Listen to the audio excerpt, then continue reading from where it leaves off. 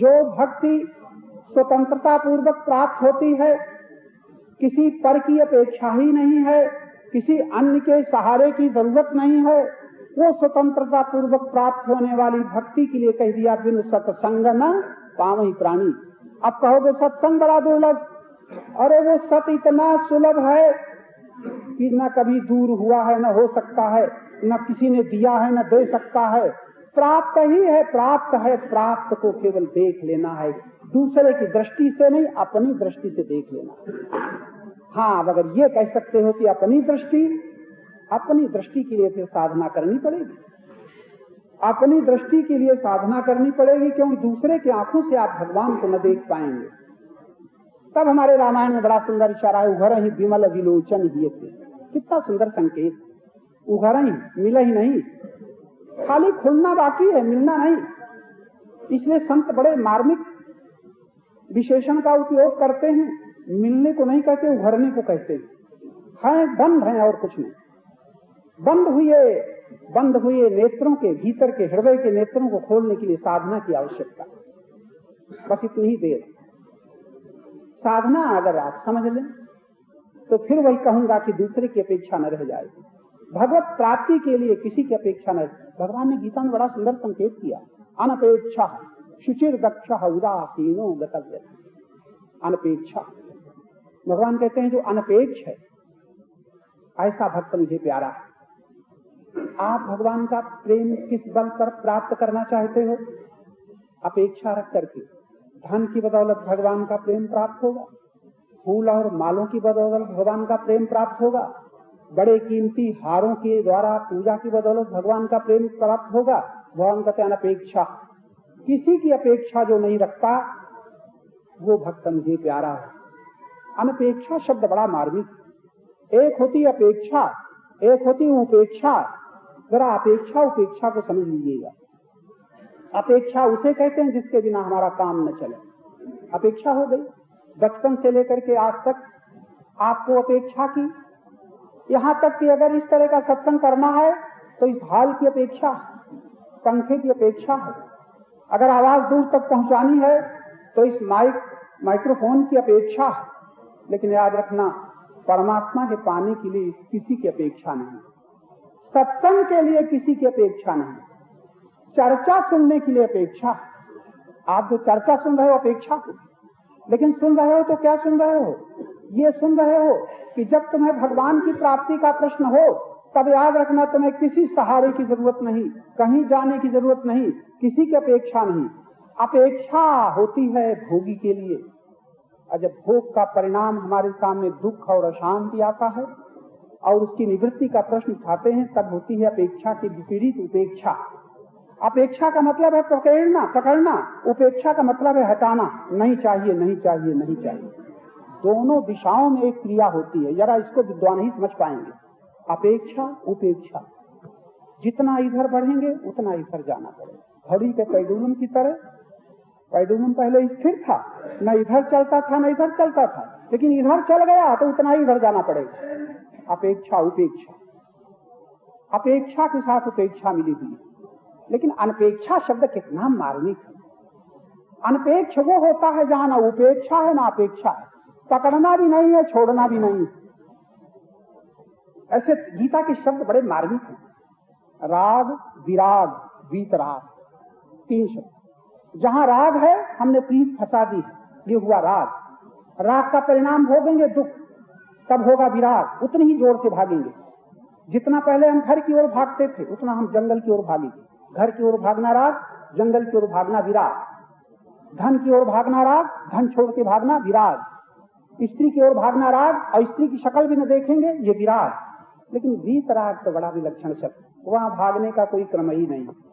राग नहीं, विराग भी नहीं, राग ही नहीं, वीतराग। यानी राग कहीं हुआ ही नहीं तो किसको पकड़े और किसको छोड़ें? राग नहीं हुआ तो महाराज वहां तो अनुराग। अनुराग, अनुराग शब्द बड़ा मार्मिक। राग होता है उससे जो हमें नहीं चाहता उसको हम चाहते। ये भी जरा मुश्किल से समझ में आएगी। आप लोग कहोगे हमें पत्नी बहुत चाहती है, हम कहते पत्नी आपको नहीं चाहती, पति आपको नहीं चाहते। आप कहते हैं हम पति को चाहते हैं, बिल्कुल गलत बोल रहे हैं। पति आपको नहीं, पहले बताओ पति है कौन। अरे सत्संग में आए हो तो डरना मत कि हम कैसी व्याख्या कर रहे हैं, बात आपकी। पति है कौन? तो आप कहोगे हमारे पति का ये नाम, हमारे पति की ये जाति, हमारे पति का ये रूप। आपका पति कौन? जो जन्म लिया। तो आपका पति मरेगा कभी कि नहीं? अगर तुम्हारा पति जन्मता है और तुम्हारा पति मरता है तो तुम उस पति से संबंधित हो जो देह के रूप में देख रही हो। सत्संग में आने वाली आप जैसी विदुषी देवियां अगर विनाशी देह को पति मानती रही तब तो तुम्हारे दुखों का अंत भगवान के सामने खड़े होने पर भी न होगा। तारा भगवान के दर्शन कर रही थी। तारा विकल देख रंगाया, क्या किया? दीन ज्ञान हरि लीनी माया। क्या ज्ञान दिया? तारा तू किसके लिए रो रही? अगर तू इस शरीर से निकलने वाले के पति के लिए रो रही, वो मरा नहीं, वो तो जीवात्मा मौजूद है कहीं न कहीं। अगर देह के लिए रो रही, तेरे आगे सोया हुआ है, पकड़ ले इसको, रख अपने साथ, तुरंत हर लीनी माया। माया का मतलब जो समझ में ना आवे। सत्संग में आई हो, भगवान का नाम जपती हो, मंदिरों में दर्शन करती हो, बड़ी भावना तुम्हारी सुंदर है, बड़ी श्रद्धा तुम्हारी सुंदर है, लेकिन श्रद्धा का संबंध अगर तन से जुटा रहा, श्रद्धा का संबंध अगर धन से जुटा रहा, श्रद्धा का संबंध तुम्हें अपने परिवार से जुटा रहा, तो तुम सत्संगी नहीं हो सकते। आप लोग भी सत्संगी नहीं हो सकते। हमारे इन कड़े शब्दों को हमें माफ न करना, या तो समझ के जाना या समझा के जाना।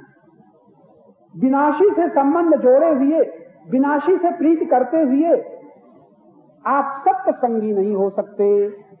और सत्संगी होना है तो विनाशी छोड़ना नहीं है। जरा डर न जाना, घर नहीं छोड़ना है, परिवार नहीं छोड़ना है, पति पत्नी नहीं छोड़ना है, किसी को नहीं छोड़ना है।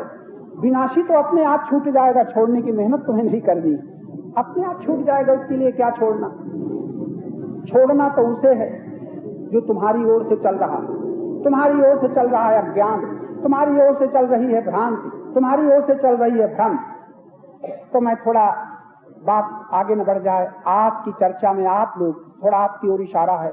तुम ये तो कहोगी प्रवचन हमने सुन लिया, बड़ा अच्छा लगा। अरे प्रवचन अच्छे लगने से तुम्हारा भला न चलेगा। अगर तुम कहीं स्वयं अपने आप को अच्छे लगने लग जाओ, तब जब अपने आप को जान तो लो। तो मैं इशारा कर रहा था, ज्यादा भगवान की बात तो छोड़ो। भगवान के पीछे भागते भागते तुम्हारी इतनी उम्रें बीत गई, कह नहीं सकती कि हमें भगवान मिल गया, हमें भगवान राम मिल गए, हमें भगवान कृष्ण मिल गए, आप कह नहीं सकती। और अगर किसी की हिम्मत हो ये कह भी दे कि हमें भगवान राम मिल गए, कृष्ण मिल गए, तो मैं कहूंगा जिनको राम मिले थे, कृष्ण मिले थे, उनके भी दुख न मिटे थे। सुख तो मिला था लेकिन दुख नहीं मिटे थे। राम के दर्शन करने वालों के भी दुख तब तक नहीं मिटे थे, कृष्ण के दर्शन करने वालों के दुख तब तक नहीं मिटे थे जब तक राम और कृष्ण को तत्वतः ज्ञान के द्वारा न देख पाए थे, तब तक न मिटे थे। मिटे थे कृष्ण के दर्शन करने वाले अर्जुन सरीखे महापुण्यवान महात्मा अर्जुन, और वो भी व्यथित हैं, वो भी दुखी हैं, वो भी अशांत हैं, और कृष्ण के दर्शन हो रहे हैं कि नहीं? अयोध्यावासी राम के दर्शन कर रहे हैं। भगवान को बड़ी करुणा आती है। एक बार रघुनाथ बुलाए, बड़े करुणित होकर के अयोध्यावासियों को बुलाया। द्विजपुरवासी सज्जन सभी आए और कहना क्या शुरू किया? नहीं अनीत नहीं कछु पर उताई, सुना हूं और करो जो तुम। इतनी वहां शासन नहीं है, वहां शासन नहीं है, वहां तो करो और सुनो करो जो तुम्हें सुहाए। इतना प्रेम के साम्राज्य में शासन नहीं हुआ करता। जहां शासन होता है तहां कोई मांग होती है, जहां कोई चाह होती है। तो मैं इशारा कर रहा था कि तुम महात्माओं के दर्शन क्या, भगवान के भी दर्शन करो। अगर भगवान की बात न मानो तो तुम्हारे दुख नहीं मिट सकते। और हम आपकी तारीफ करते हैं, इतने मजबूत हो, इतने मजबूत हो, इतने जबरदस्त हो, इतनी मजबूती से तुमने पकड़ा है। किसे? अविनाशी को कि विनाशी को? विनाशी को। इतने मजबूत हो कि मेरे कहने से आसानी से तो छोड़ोगे नहीं, मेरे कहने से तो तुम नहीं छोड़ोगे, लेकिन दुख आके बताएगा कि तुम जिसे पकड़े हो उसे तुम पकड़े रह नहीं सके, रह सकोगे। इसलिए सावधान हो जाओ, छोड़ने की कोई बात नहीं है। शायद आज के बाद हम ये चर्चा न करें। हमारी तमाम देवियां, पति से प्रेम करने वाली देवियां, सत्संग में आने के बाद ये जान लें कि झूठा पति और सच्चा पति में क्या अंतर है। झूठा पति वो है जो जन्म लेता है और जिसका संबंध विच्छेद हो जाता है।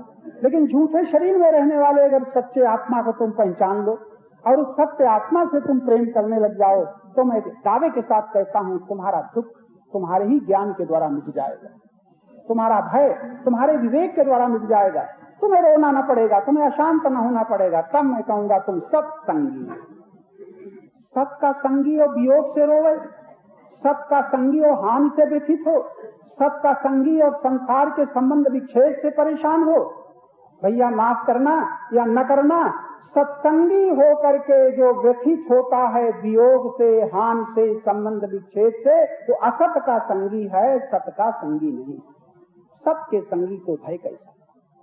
दैवी संपत्ति आ जाने मात्र से गीता में कितना महत्व दिया गया है। अभयम, दैवी संपदा में सबसे बड़ा लक्षण अभय का किया, भय रहित हो जाता है। सत्संगी और भय, भय उसे होगा जहाँ कुछ छूटना है, भय उसे होगा जहाँ कुछ जाना है। इन आंखों से दर्शन नहीं होता, महात्मा जी का शक्ल देख लो भी कहोगे बड़े अच्छे महात्मा, आंख बंद करके करके देखा था बड़े अच्छे ध्यानी, किसी को धूप में बैठे देखा तपस्वी। लेकिन हमारे भगवान ने इस तरह के तप को तप नहीं कहा, आंख बंद करने को ध्यान नहीं कहा। बहुत बड़ा लोकांतर हम कहा चंद्रलोक तक पहुंच जाए, इसको भी उन्होंने उन्नति नहीं कही, प्रगति। तो उन्नति, सदगति, परम गति, तब कहीं परम शांत, इतनी यात्रा करनी पड़ी। मोटी बात छूट न जाए, आप जो कुछ करते ही करें, परिवार में रहें, प्रारब्ध का ग्रहण, प्रार्थनानुसार जो आपको मिला है आप उसको हो गए। लेकिन मानवता का निर्माण करना चाहते हो, मानव जीवन को सुंदर बनाना चाहते हो, जरा जीवन शब्द का प्रयोग हमने किया है। तन को सुंदर तो सभी बना लेते, तन का श्रृंगार तो वेश्याएं भी कर लेती हैं दूसरों को रिझाने के लिए, लेकिन जीवन को सुंदर बनाना भारतीय दर्शन में साधक जिसे कहते हैं, उसका जीवन सुंदर होता।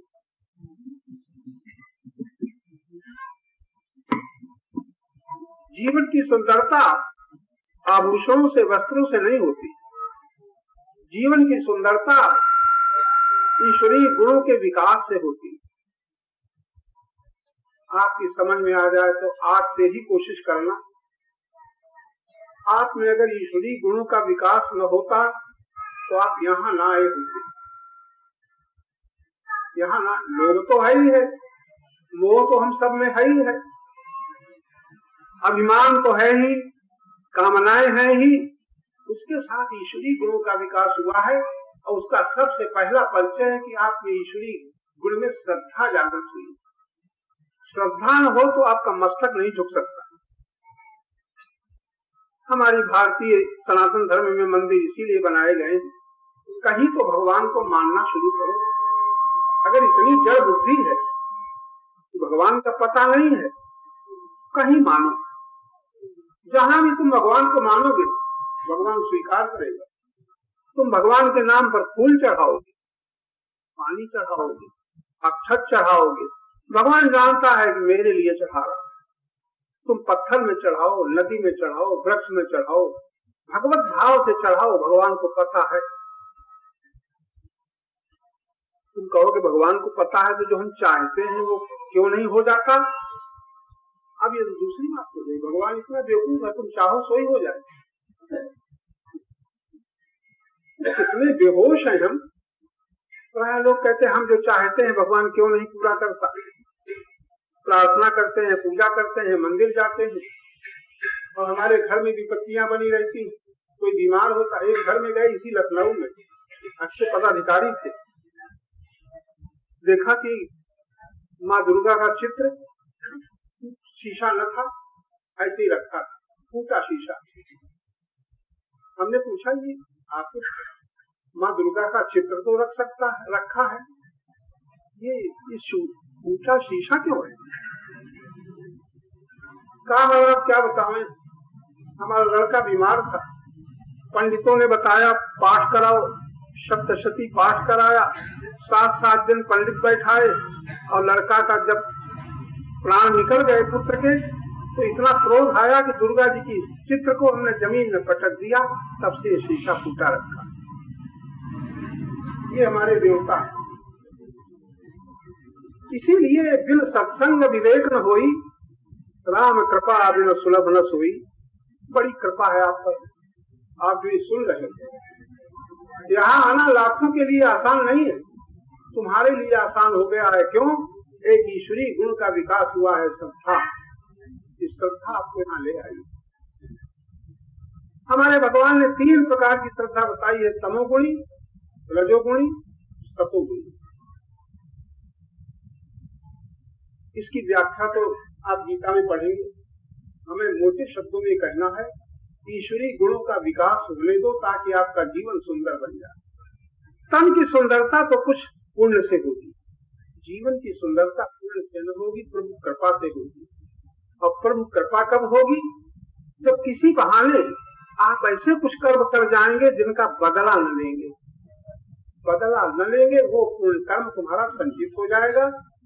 संचित होते होते फिर भगवान के विधान से मिलेगा। जो तुम चाहोगे वो तो प्राकृतिक विधान है। जिस कर्म का बदला तुम न चाहोगे, थोड़ा सोचने की बात है। आप किसी सेठ से वेतन लेते थे और काम करते हो, सेठ तुम्हें प्रतिमास वेतन देता है, लेकिन ऐसी कुछ सेवा करो सेठ की कि जिसका तुम बदला न लो। वो देना चाहता है, आप नहीं लेते, तो वो तुम्हारी सेवा सेठ को याद रहेगी कि नहीं? और याद रहेगी तो तुम जो मांगते हो, तुम जो वेतन लेते हो, वो तो तुम्हारी हैसियत से मिल जाता है। लेकिन ये सेठ तो अल्पज्ञ हो सकता है, लेकिन परमात्मा अल्पज्ञ होता है, सर्वज्ञ होता है।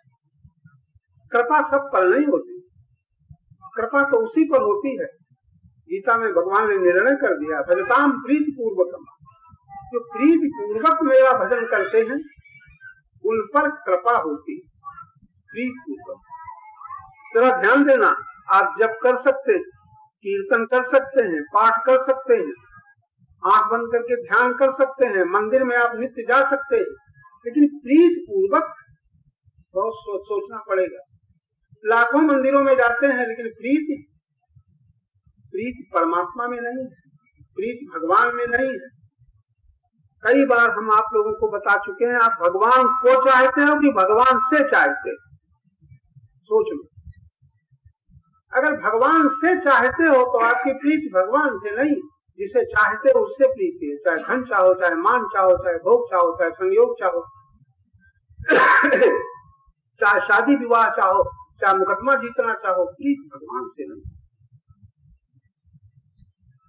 भगवान से जो प्रीति पूर्वक भजन करेगा और कुछ मांगेगा नहीं, तो भगवान जो कुछ देंगे अपनी हैसियत से देंगे। तुम मांगोगे तुम्हारी अपनी मौज। इसीलिए कृपा सब पर नहीं होती, दया सब पर है। दया सब पर है, कृपा सब पर नहीं। कृपा उसी पर होती है जिसको भगवान अपनी दिशा में मिलाना चाहते हैं, और दया उस दुखी पर होती है जो वस्तु के लिए, धन के लिए, संयोग के लिए, भोग के लिए दुखी है, उस पर दया होती है। एक मूर्खता हमारी देखो की। आज अगर सावधान होकर के सुन रहे हो तो हमको रोज मिलेगी नहीं, हम तो भगवान की चर्चा सुना रहे हैं। सावधान होकर के सुन लो। हजारों वर्ष तुम परतंत्र रहो, आज से स्वतंत्र हो सकते हो। स्वतंत्र शब्द का मतलब ये नहीं कि हम इतने धन के मालिक हैं। संसार में, तुम्हारे देश में भी संसार में धन के मालिक बहुत कम है, लेकिन बहुत कम धनी जानते हैं कि धन के कितने गुलाम हैं। पत्नी के मालिक आप तमाम लोग बैठे हो, लेकिन आपको पता होना चाहिए अगर पत्नी के मालिक बनते हो उतने ही अंशों में आप पत्नी के दास थे। पद के पदाधिकारी मालिक देश में बहुत है, लेकिन आप किसी संत महात्मा के निकट जाकर के सुनोगे तो पता चलेगा ये पद के मालिक नहीं है, पद की दास्ता में अहंकार बंधा हुआ है। अहंकार भोगी है, अहंकार लोभी है, अहंकार मोही है, अहंकार अभिमानी, अहंकार कामी, अहंकार। और अहंकार का जीवन कहां से मिल रहा है? पीछे से। लेकिन अहंकार अंधा है, पकड़ना जानता है, देखना नहीं जानता। अगर आप सावधान है तो आज से देखिए, अहंकार पकड़ना जानता है। जहां आपने मेरा कहा वह पकड़ लिया।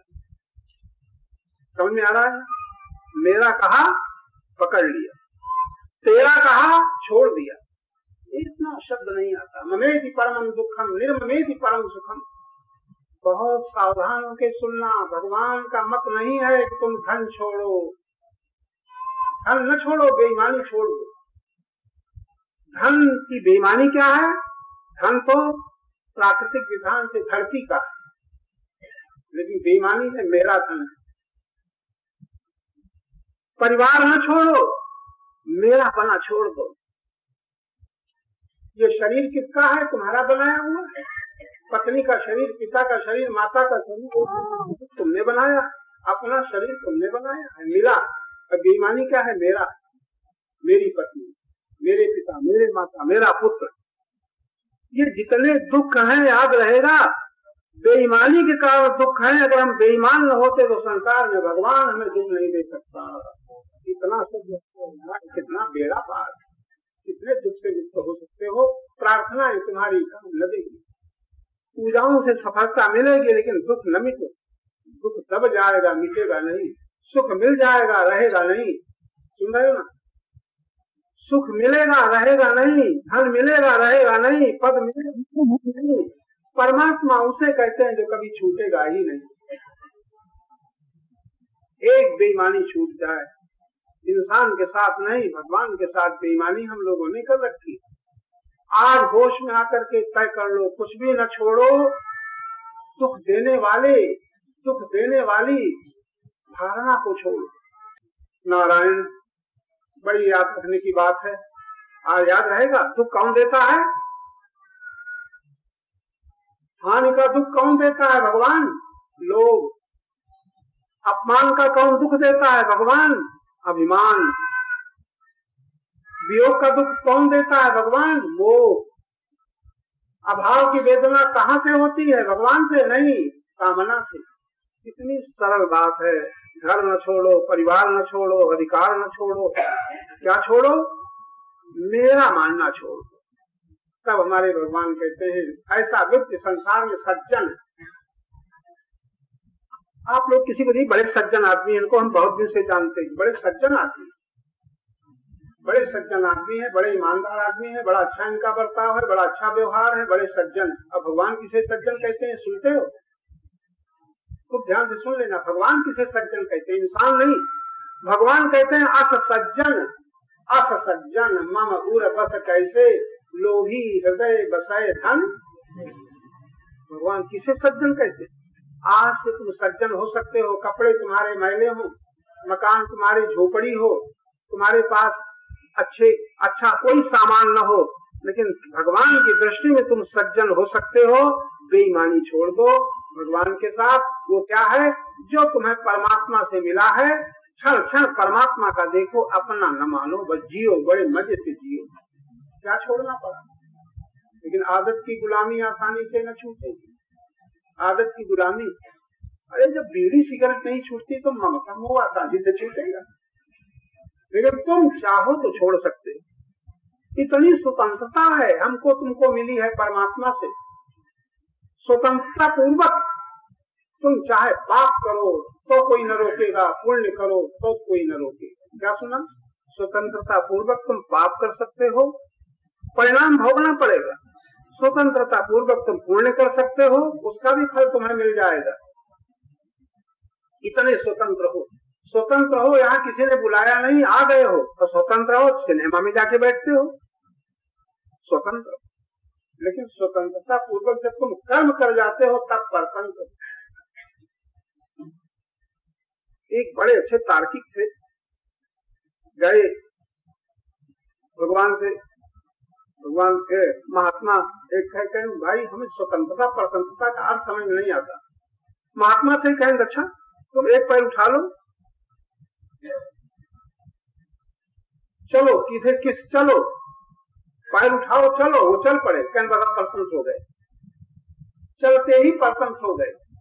तुम जिस दिशा में जितना चल चुके परसेंट हो गए। तुम्हें पहले तय कर लेना था किधर चलें, परसेंट हो गए। बड़ी छोटी सी बात है, समझ में आती, चलते ही परसेंट हो गए, चाहे पूरब चाहे पश्चिम चाहे दक्षिण, चाहे किसी दुकान की ओर, चाहे सिनेमा की ओर, चाहे सत्संग की ओर, चलते ही परतंत्र हो गए, चल करके परतंत्र हो गए। तो स्वतंत्रता क्या है? चुनाव करो कि चलें तो किधर चलें, स्वतंत्रता। लेकिन स्वतंत्रता का अर्थ बड़ा गहरा है। स्वतंत्रता का अर्थ तुम चले क्यों, चलाया किसने? बड़ा गंभीर प्रश्न है। तुमने चलाया किसने? आज तक आपके जीवन में जितना कुछ तुम्हारी यात्रा हुई है, कभी सोचा कौन चला रहा है? कौन मंदिर में ले जा रहा है, कौन सिनेमा में ले जा रहा है, कौन चोरी करवा रहा है, कौन डाका डलवा रहा है, कौन दान दिलवा रहा है? कभी सोचा? ऐसे आप कुछ नहीं करते, स्वतंत्र हो। और स्वतंत्र होने के बाद आप चाहे कुछ करो। एक पुण्य का पथ है, एक पाप का पथ है। देखो ना, ये हमारे पुण्य के प्रताप से ये सेठ लोग, अलवासिया परिवार, कुछ नहीं, इतना सवेरे प्रबंध किया, वहां शाम को ये क्या शक्ति, स्वतंत्रता है। ये भी प्रबंध, एक पार्टी भी बुला सकते हैं, शहर भर के अफसर बुला सकते ही नहीं, स्वतंत्र है। लेकिन दोनों का फल अलग अलग है।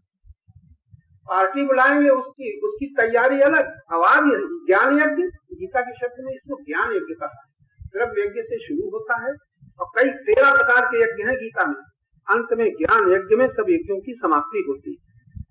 सर्वश्रेष्ठ ज्ञान यज्ञ है, जिससे मुक्ति का द्वार खुल जाता है, भक्ति सुलभ हो जाती है, शांति के लिए कहीं दौड़ना नहीं पड़ता है। ये सत्संग का प्रभाव है। कल जब समझ में आ जाए तब।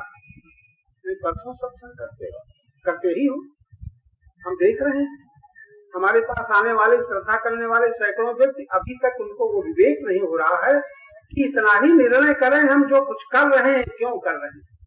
बड़ा मुश्किल, विवेक नहीं हो रहा। आप लोग बहुत सावधान। आज आपकी पूजा है, क्या है? हमारी पूजा है, फूल चढ़ाए, आरती, हम तो बच गए आज जब शक्ति की, नहीं तो ऐसी सजा है पूजा की कुछ न पूछो। कई साल हमने भोगा, बाल नीचे, सर गंदा हुआ, बाद में धोया, तुम्हारी पूजा हमारी मरम्मत, सजा। इसको तो पूजा कहते मान रखा है। सत्संग में आने वाले भी जानते नहीं, लालच पूजा करवाता है। जितने मंदिर में जाते हैं सब लोभी आदमी, ऐसा कोई मंदिर में जाने वाला मिलेगा नहीं जो लोभी हो।